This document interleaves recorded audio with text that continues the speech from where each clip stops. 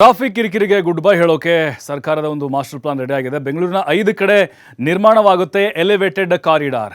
ಬೆಂಗಳೂರು ಮಹಾನಗರವಾಗಿ ಬೆಳೆದ ನಂತರ ಟ್ರಾಫಿಕ್ ದಟ್ಟಣೆ ಹೆಚ್ಚು ಆಗುತ್ತೆ. ಟ್ರಾಫಿಕ್ ಕಿರಿಕಿರಿ ಕಡಿಮೆ ಮಾಡೋಕೆ ವಿವಿಧ ಯೋಜನೆಗಳಿಗೆ ಚಿಂತನೆ ಮಾಡಿದ್ದಾರೆ. 75 ಕಿಲೋಮೀಟರ್ ಉದ್ದದ 5 ಎತ್ತರಿಸಿದ ರಸ್ತೆಗಳು ಅಥವಾ ಎಲಿವೇಟೆಡ್ ಕಾರಿಡಾರ್ಗಳ ನಿರ್ಮಾಣಕ್ಕೆ ಪ್ಲಾನ್ ನಡೀತಾ ಇದೆ.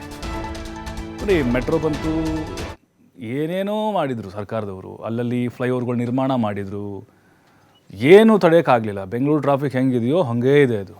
ಬಟ್ ಇದನ್ನು ಮಾಡಿದ ಮೇಲೆ ಆದರೂ ಕಡಿಮೆ ಆಗುತ್ತಾ ನೋಡಬೇಕು. ಯಾವ ಭಾಗದಲ್ಲಿ ಯೋಜನೆ ಅಂತ ಹೇಳಿದ್ರೆ, ಇದು ನಾಗವಾರ ಜಂಕ್ಷನ್ ಏನಿದೆ, ನ್ಯೂ ಏರ್ಪೋರ್ಟ್ ರಸ್ತೆ, ಅಲ್ಲಿ 17.94 ಕಿಲೋಮೀಟರ್ ಮಾಡ್ತಾರೆ.